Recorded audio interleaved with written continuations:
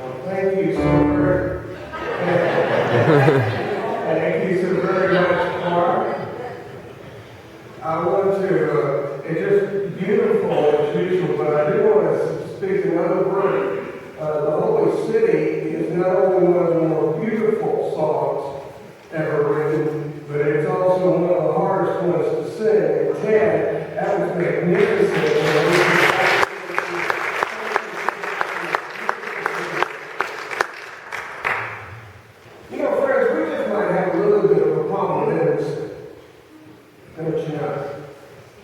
Let me do a little survey. If you're going to the movies and they got all the options up there, are you more inclined to go see the action flick or the romantic love story?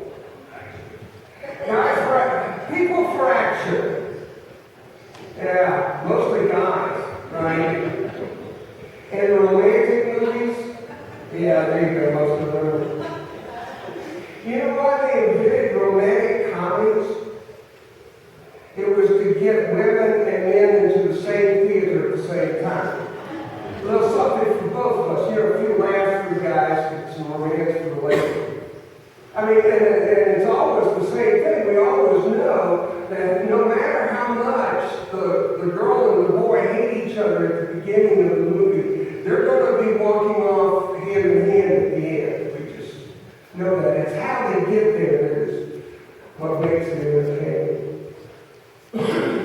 I know that when I was a youngster, I always enjoyed John Wayne, and I began to realize that he didn't look like he was acting when he was talking to ladies in the movies. He looked uncomfortable. He didn't seem to know quite how to relate to women, how to speak to them. All the romantic stuff just didn't seem like it was coming natural to him. The natural thing for him was to punch somebody, or shoot somebody, and ride off on his horse. And as a teenage boy, I identified with that. I found nothing so terrifying, so daunting, as to speak to a young girl. It was terrifying. Which is, you know, a little more comfortable punching somebody. Isn't that funny how we have a problem with this? It's a challenge for us. I have a number of recurrent dreams, and this is dangerous stuff to share, but I bet you some of mine are similar to yours.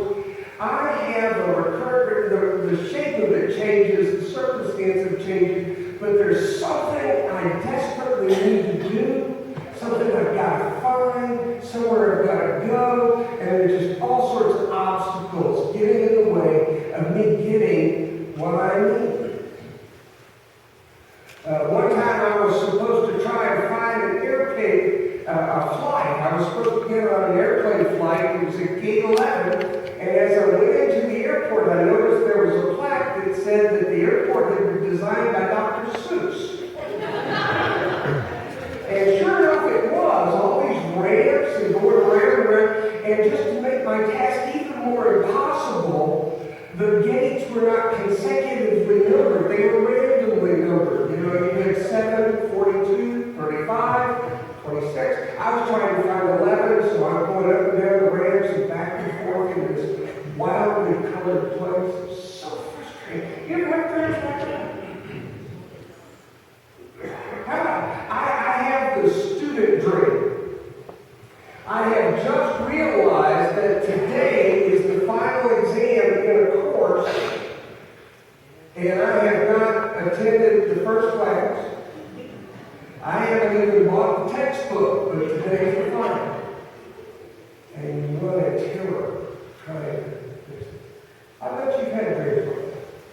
Now, the other common dream a lot of people have is that you're naked, and everybody sees you naked, and either they don't care, or worse, they're laughing at you.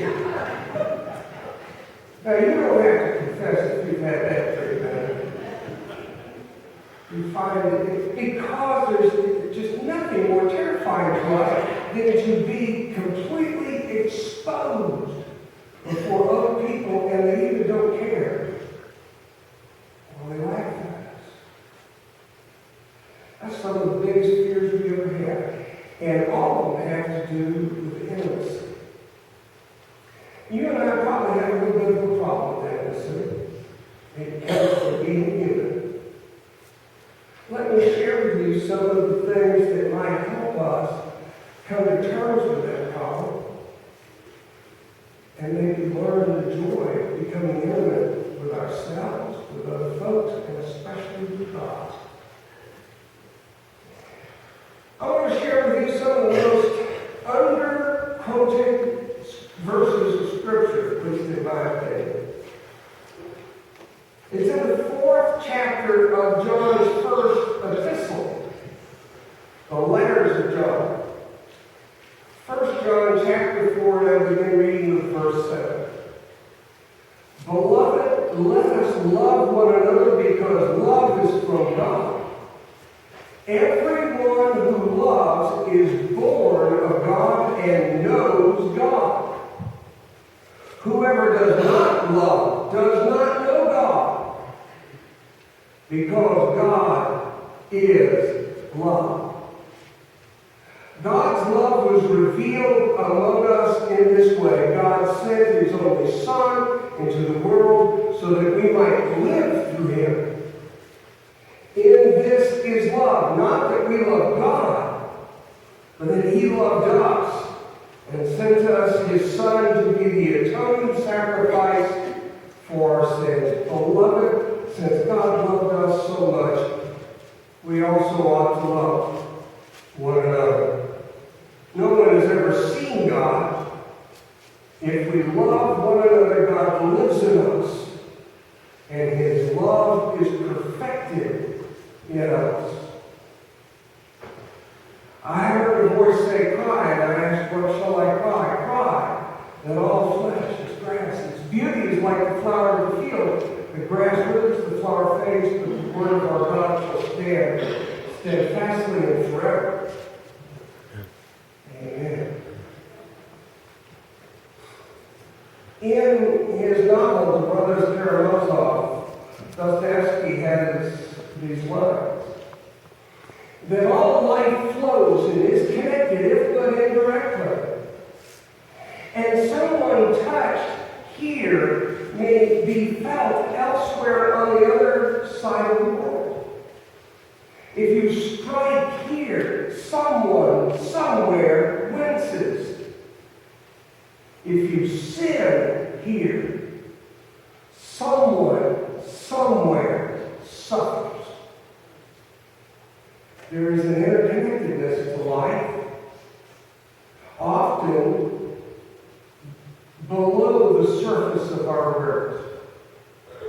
To illustrate this, I used to get a ball of twine, a great big one, and throw it out into the congregation, holding one end and unfurl, and get folks to share someone or something for which they were grateful, been important in their life, and then toss the ball to someone else. I don't do that this morning because two things. One, it takes an awful long time. It is interesting to hear what people are grateful for and how their lives have been touched by other people. But the other reason is that people are lousy at throwing and catching the ball. The client usually winds up under the pews and it just is a mess. But the point is that once you connect to this web, you begin to feel it's almost like a spider web. And then you invite everyone to put their hand on it, and then you pluck it like a string, and it's amazing. Everybody feels it. And that's the point. All of the web of the interactions we have with one another touches all of us in one way or another. Even if we're not aware of it, we are bound together in this web of life. And to feel it requires an openness to intimacy. To be intimate is to have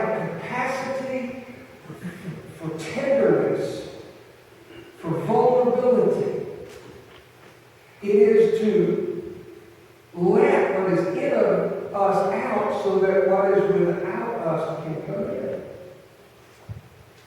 Now, the people who study language are uncertain about where the word intimate and intimacy came from in the English language. Some say in the Latin it comes from the intimus, which means the interior, the inside part. Or some others say it could come from the Latin words intimor, which means in fear. See, we all have a little bit of a problem with intimacy because there's a fear factor here. To reveal our innermost person, it is a risk. It is a danger. It's a fearful thing. Some of the most dangerous words we can ever speak to another human being are, I love you. Because that opens up a whole lot of stuff. And sometimes folks have a real problem with that because what if she or he doesn't feel the way about us that we feel about them? We'll be hurt. We'll be wounded. The more you reveal of your secret self, the stuff that you keep hidden, the stuff that you hide with the clothing, the persona, the faces, the masks of your public presentation, the more you take that away and let people see and know who you really are, the more dangerous that becomes. They may judge us harshly. They may reject us. And here's the ones when we have revealed our most intimate, interior self, and if that's not received, well, but we learn from that experience that we don't do that. Some folks, having been hurt, cover up so completely they're almost disappear. But all of us, at one level or another, have some real problem with intimacy because while we want to be connected to other folks, it's dangerous and risky to be that vulnerable.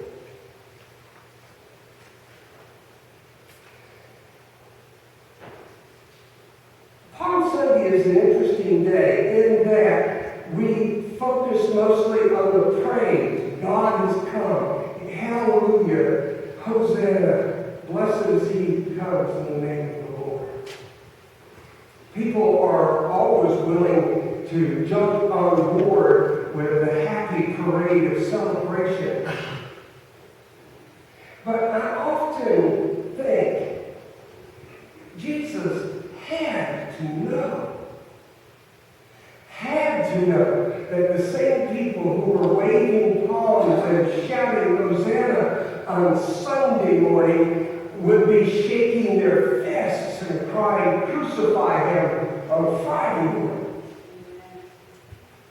5 days, and turn so completely from Hosanna to crucify. And yet he speaks not the first word. He shows no unwillingness to retreat, to protect, to cover, to withdraw from these people. But he embraces them and teaches them, heals them. Just the same. Can you imagine loving other people that much? It is beyond my imagination.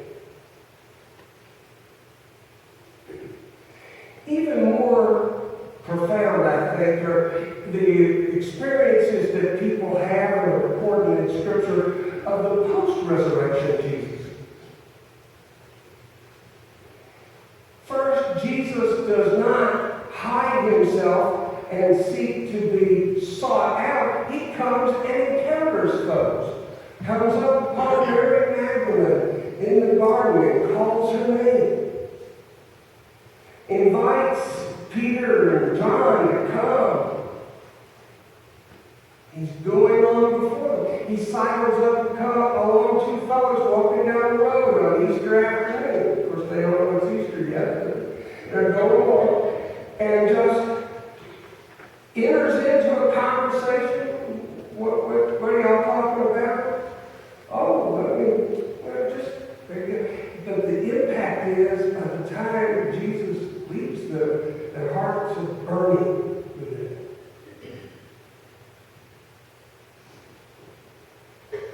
And perhaps later on, it's also important that you notice the level of intimacy that Jesus is willing to have with his disciples. He shows up in the locked rooms of their chaos and their fear and says, touch me, hold me.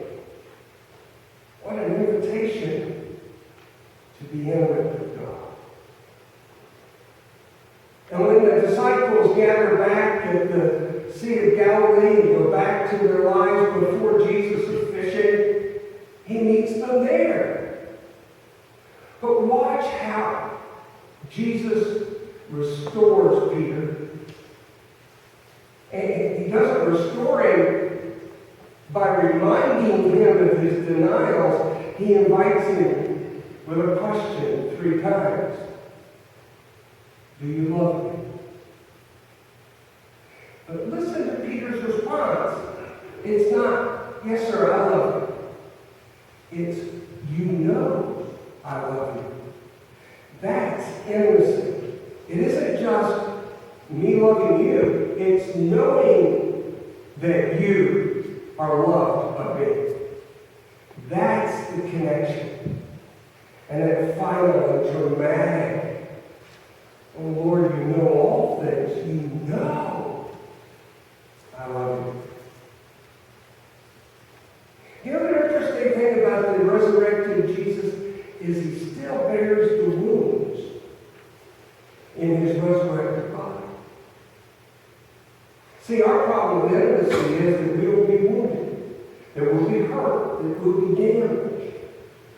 Even Jesus still bears the scars of his wounds, but in his resurrected body they have been transformed. And in Christ, the wounds that we have borne will be transformed. The scars will still be there. They will still hurt. But the hurt will be a reminder. It will be something that calls us to humility. It will be something that causes us to be mindful and aware of how our lives touch other lives. And will no longer be an excuse for hiding or excuse for wounding others.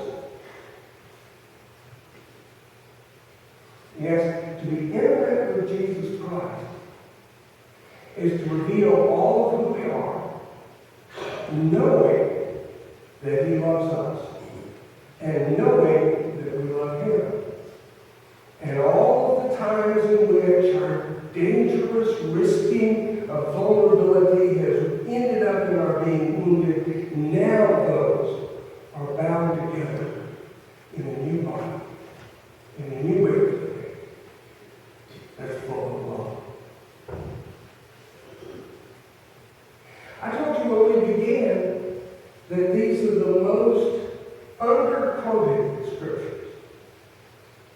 I want to remind you afresh of what the scriptures say.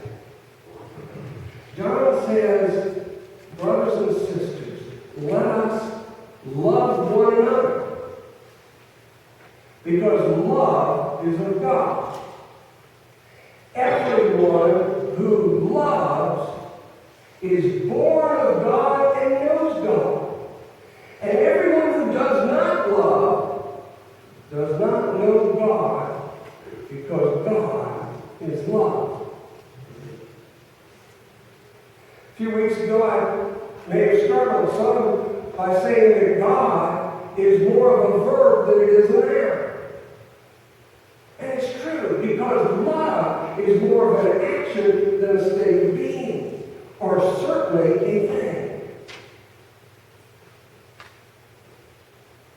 And I don't want us ever to go from this place without having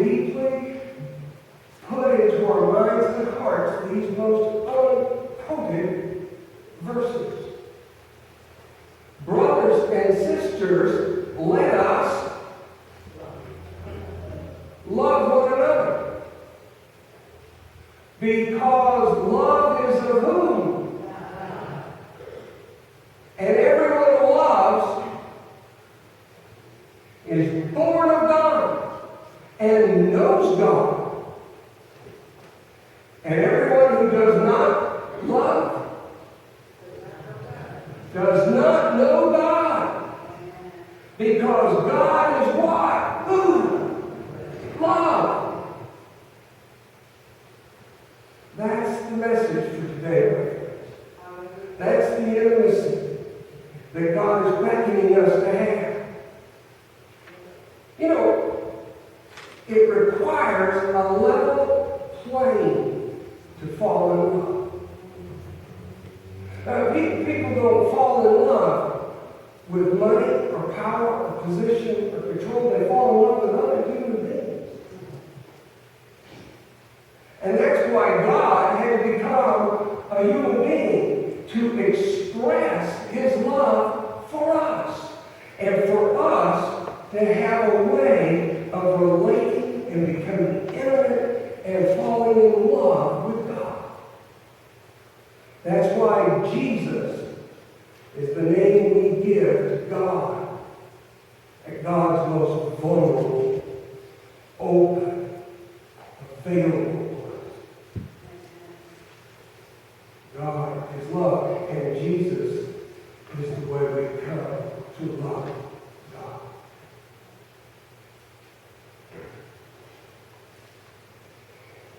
Be that close to be that one with the living God.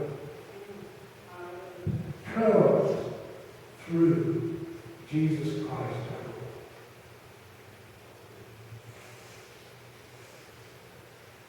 Lord. Love is of God, and everyone who loves is born of God and knows God. And everyone who does not love does not know God, because God is love. If you don't remember another word I ever uttered in this sanctuary, remember this. God is love. Amen. Friends, our closing hymn today is filled with excitement.